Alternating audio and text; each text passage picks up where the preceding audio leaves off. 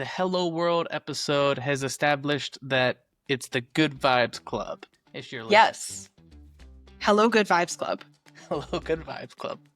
Welcome to Saturdata, your favorite weekend data show where we teach as much as we learn. So my name is Shif, and I'm with my friend Sam. Want to say hi, Sam? It's like telling the people, do you want to say hi? It's like I'm your little child. Yeah, hi, I'm Sam. I feel like we have to start this over. I feel like I already screwed that up. I'm sorry for saying I feel like that was that. amazing. I feel like, no, this is perfect. Okay, as long as you think it's perfect, then it's perfect to me. So, Sam, why should people listen to our podcast?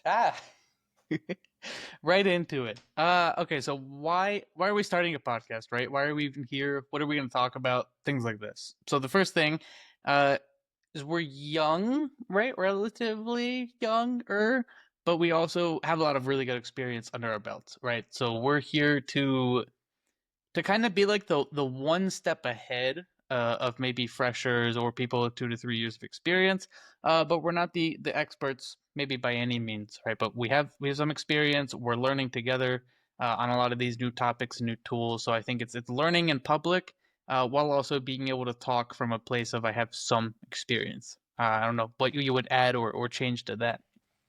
Yeah, absolutely. And it's really just expanding on the little tagline of teaching as much as we learn, because we have things that we want to share and we want to contribute and pay forward to our community. And we also want to learn with our community. So we're both giving back and pushing things forward. And that's pretty much what we want to do on this podcast. What are we going to talk about? What an interesting question, Sam. I'm so glad you asked.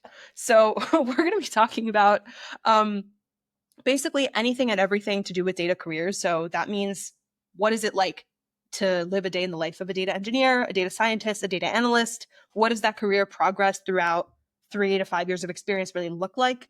What are some interview cautionary tales so that you can learn from our mistakes or learn from the things that we've been through? How do you upskill in this crazy job market? How do you job hunt in that wild market? And how do you build your personal brand? I think those are all really good things to talk about. I Yeah, think we should and also, talk about them. yeah, and talking about it in an authentic way where it's not somebody with 20, 30 years of experience kind of telling you what worked in 1989. It's someone telling you this who started it recently and is actively doing it and building something with it. So you can feel like we're kind of all in this together, because we are. And not to out ourselves, but between the two of us, we've had many interviews. So I'm sure those are experiences we'll be able to call back to. I've also done some interviewing. So I've been on the other side. I've gotten far enough now to be able to be on the other side of the table, and I'm sure we'll talk about that a little bit too, how those two experiences compare. 100%. And I'm just starting that piece of my career. So would definitely love to learn from you on that front, and also understand how the way to excel in interviews is to be able to put yourself on that other side of the table. It's knowing how to do that effectively. So I think it all kind of ties together. And a big piece of this, to what we were talking about before we even got on, was that this is also meant to be fun and not super technical, right? I mean, we will have times when we talk about technical subjects or topics. We might bring people on who know more than us, and those are those instances of learning with the audience and being able to ask stupid questions. There are no stupid questions, only stupid answers, but we'll call them stupid questions. Or just asking questions because we're in the spot where we can ask those questions, we think, or we're gonna at least say that for now, right? And then there will be times when we'll have an episode where we might not even mention the word pipeline. We'll have an episode where we might not even mention the word interview, right? I mean, things are gonna be both technical and non-technical. I think we'll try to focus a little bit more on the non-technical and try to build stories around the different experiences that we've had. Yeah, and also just keeping it centered on our experience and sharing that with the people in our community, because what we're here to do is make technical content accessible to people and to humanize around that and say, like, this isn't some black box. This is something that you can do, and here's how you can do it, and here's what that actually looks like concretely. Because as much as I love 500-page books, sometimes that's just really daunting for people. And let's see how we can break things down.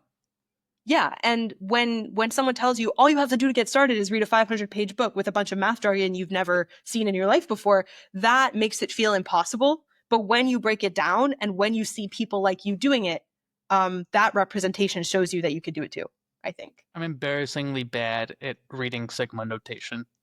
Like in a math book, and I see the big S Sigma, and I'm like, oh man, I have to sit there and like translate it to a for loop in my head. I'm like, what is this thing doing?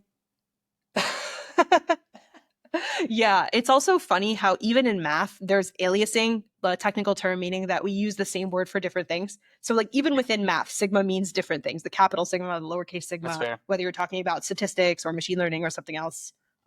So Oh, it's all very confusing, again, when you look at it all together. And it's about breaking it up, understanding what you need to know to get where you want to be.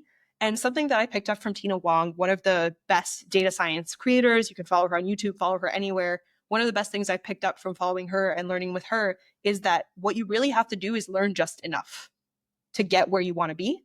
yep. And then the rest pretty much comes with experience. It's a mix of knowing what you're talking about and then acting like you knowing what you're talking about. Totally, totally. You have to get to a place where you have enough imposter syndrome to keep playing the part. Yeah. Instead of letting your imposter syndrome stop you in your tracks, letting it be like the carrot that's dangling in front of you while you run on the treadmill. Yeah, no, I really like that. And the only way that you're gonna get to like bigger aspirations and bigger ways to grow yourself and your knowledge is to keep chasing that. Because the Mm-hmm. reason you continue to feel imposter syndrome in the data space, especially, is because you are moving forward and you are growing to the next thing that you don't yet know. If you don't have imposter syndrome, it's almost worse. Like you Right, think you know everything, but you really don't. right. It's like the meme of like, are you even good enough to have imposter syndrome? You've And made it. yes, yes, you are. You've made it when Yes. you feel like you haven't made it. Exactly. Exactly. And we all know that the people who are the most delulu are the people who think they have nothing left to learn. So at least you're not Mm-hmm. there. I don't think I'll ever be there. Yeah, exactly. That's not I worry about a lot of things, but that's not a worry that I hold or that I have. And that's one reason why we're doing this. Yes, exactly. All that to say, that's why you're doing this. So, how did we get into this space? Well, we got here because we've always been passionate about education and paying things forward. And that's actually how we met. Do you want to tell everyone a little more about that, Sam? Yeah, man, I'm sorry for you. Back when so we met at a can we say it? I think we could say it, right? Yeah, I think it's fine. Yeah. Okay. Great. So we met at a organization called Podium, and Podium's mission, right, is to plug in like professionals in the space to teach students who are in college and universities, and Podium pairs up with universities. And so the really exciting thing about that intersection is that it's not someone teaching you SQL who was in the workforce for 10 years and then became a professor 20 years ago, right? It's people who are still touching SQL every day. It's people who work with it for SQL is an example, right? But we've Mhm. Python, we've Tableau, I mean, we've anything, right?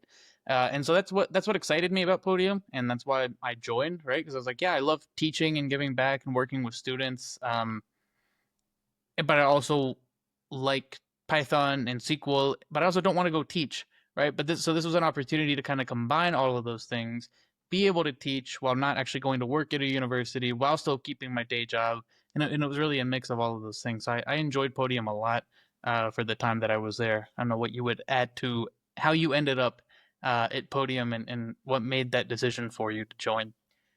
Yeah, I think that I definitely resonate with everything you said. It goes back a little bit deeper for me where I've always loved teaching and I've taught everything I know since I was like in high school, whether it was math, music, writing. You know, I got to know my entire high school grade when I helped them all with their college essays and stuff like that. Wow. So I've always been into education and like sharing what I know with people in a productive, helpful way.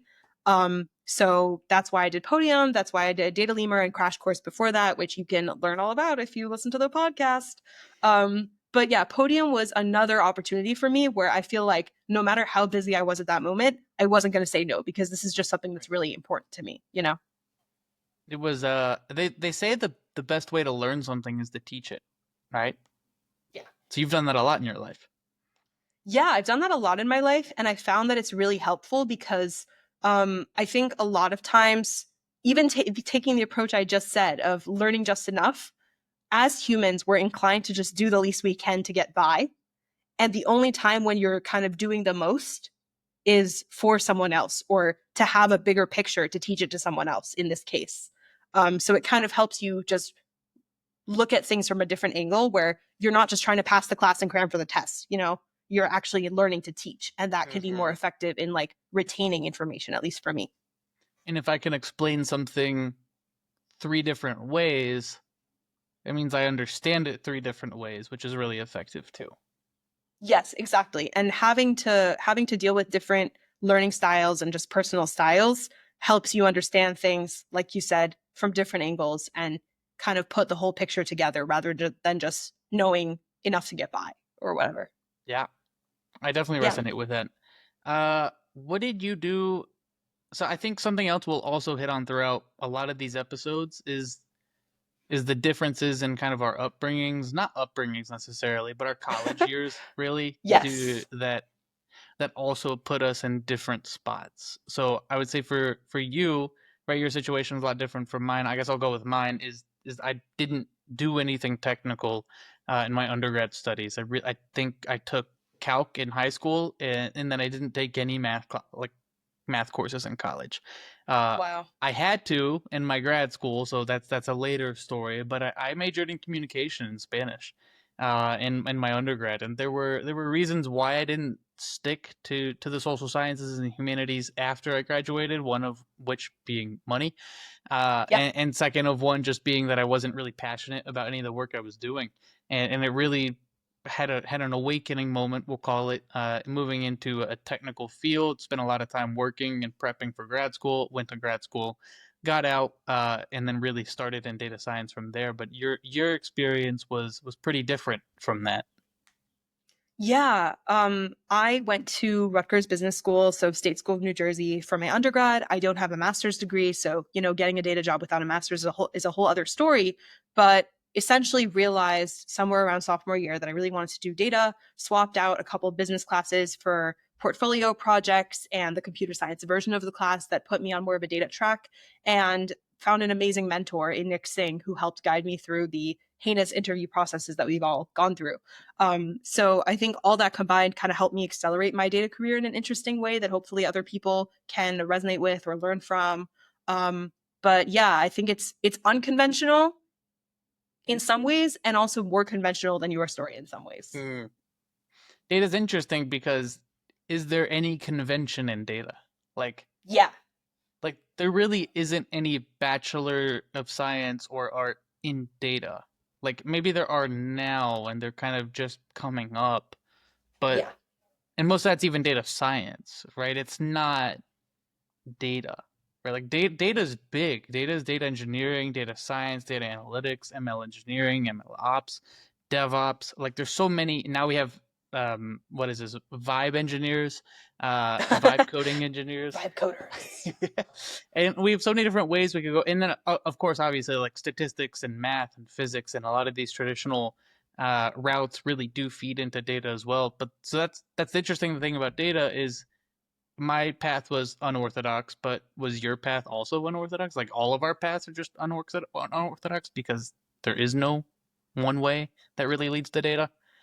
Yeah, no, 100%. And even if you got, let's say, the most typical data path, which is, a master's in computer science, that type of thing, you still now need to go learn the domain knowledge of Mm-hmm. whatever industry it is that you work in. Like, if you get a degree in computer science, like I just said, and go work for a biotech company as a data scientist, you're going to now need to go learn biology and like Right. scientific method and be in this completely new environment. And sometimes that domain knowledge can also be complex and take years of experience to really immerse yourself in. So like the most traditional data person is still going to have to learn as they go, and that's the only thing that we all really have in common. Is we're always learning. Exactly, yeah. And This that's why it's such a fun space. this career is not for the weak and not for the people that want to just get somewhere and stop because that's not how this works. Totally, totally. And that's what makes it interesting. And yeah, I think that's what keeps us here, honestly, is that there's always something new and there's always something valuable. Right. And then people decide to start a podcast, and then here we are. Right. And then Okay, interesting. And now, what are we going to? So this is a good, I think, feel for what this is going to look like, right? And now yeah. we'll laugh and we'll have fun. We'll joke around a little bit, but we'll also talk about things that matter to us, whether it's things we touch every day or whether it's things we're thinking about or trying to get opportunities to work on. So next time we talk, what is that going to look like, right? What is the next time we talk look like? I'm so glad you asked. So I think next time we talk, we're going to kind of go through a day in the life of a data engineer, data scientist, data analyst, or in my case, also a developer relations advocate, which is something I do now, and talk about how we actually spend our time because we want to talk about what that life looks like versus, what are the vague ideas of a title and give people a really concrete vision of that. Right. Because my role as a solutions architect at Snowflake is going to be different than your role as a developer advocate at Ascend.io. Yeah, no, absolutely. And the one thing that ties them all together is occasional meetings, but everything else is different. I wish they were occasional. Yeah, I wish it was more occasional too, honestly. uh, I'll have to show you the meetings song about how people love meetings sometime. I I'm a fan of meetings, like 2 to 3 hours. I'm almost as much of a fan of meetings as I am of PowerPoints, if you can believe it. Yes, that's another reason to keep listening is you can learn all about Sam's deep, deep hatred of PowerPoints. Consulting and hating PowerPoints don't really go together. We'll talk about that more later. Yeah, if you think you want to be a data consultant and you're thinking about like Python, SQL, solving business problems, that's not what you have to consider. You have to think Excel and about PowerPoints. how many PowerPoints can you create on a monthly basis before it breaks your sanity. That's what you need I to need to go consider. like a PowerPoint like Olympics or something at this point. That would be amazing. That's like the competitive interview round we've all been missing, right? How fast can you build me a deck? Yes, exactly. That's awesome. I'm excited to talk about that. How's this gonna work too? Are we doing this every week? We doing this every month? Why is it called Saturday? Another excellent question. The kind of vibe we wanted to cultivate here was your weekend podcast that humanizes data. And that's why it's called Saturdata, because we're planning to release on Saturdays when our seasons are active. And one thing we also didn't talk about as much is we want to kind of keep this in a seasonal format. So right now, this is season 0 because we are computer scientists, we are programmers. So this is season 0, and it's all about what data careers look like, how to get started in your career, and sharing everything that we've learned along the way. And season 1 might have a different focus, but that's going to be the theme for season 0. And that's what we're promising to you guys. Yeah, we want to respect also the boundaries of life and just kind of let life happen and make this something that we can happily commit to, right, and not burn out and really be excited to work on this. So working in the aspect of seasons, I'm excited about. I think it's going to be a different taste for people, to be able to give seasons a theme and give season, even each season kind of have a different vibe, but also just for us, right, and our protect our sanity, and the lives we have going on outside of work and all these other things. Totally, totally. Because just like the podcast, we're all a work in progress and we're all figuring things out, year by year, month by month, making it happen. I love it. Yeah. And we'll finish this up with and not an icebreaker, but more of just a wrap up, right? A happy thought or something you're thinking about, something you're approaching this week, kind of thinking again, given the Saturday aspect, right? We're on the weekend. We can think about what it is that we had happen this past week or something we're excited for this week. So I'd say for me, this week, actually this past week, I got to dive pretty deep into some of my client work and start do a lot of like comparisons of different solutions in the client environments, and that really meant like being pretty hands on and building out like the demos and things. And this week, I probably will be doing more of that, where I'm kind of doing direct comparisons of like path A versus path B, and then what are the trade offs. So, what I like about this, and it kind of encompasses my entire job and what I'm doing, is this is both very technical and very non-technical work. So, this is, you know, the answer to your question. This question here doesn't have to be like about work; it could be about life too. That's just one thing that's really on my mind Yeah. right now. Is at my job, I'm doing something that is really fun, which is highly technical and highly non-technical together, which is also really hard because I'm having to like mix the two and make sure that the comparisons I'm doing even make sense to be doing, right? So it's not building the code that's hard. It's making sure I have the right reasons and I'm building the right code. Uh, Right. and so that's something I'm excited for this week because it's a fun kind of creative challenge as much as it is a technical challenge. Yeah. No, when you're so good at technical code that this is your challenge. This is the level to aspire to, everybody. This is it. I No, wouldn't say I wouldn't put it like that, but I appreciate it. no, for sure. Yeah. Thanks for sharing that. I think, when we talk about work versus life, like at the end of the day, work is a part of life and you want to Mhm. find ways to enjoy your work and feel like intellectually fulfilled in it and all that good stuff. I'm going to give a non work Yeah, example for the best please. part of my week. So I had the opportunity to go see world famous author John Green speak today. And as someone who, or not today, but this week, rather, this past week.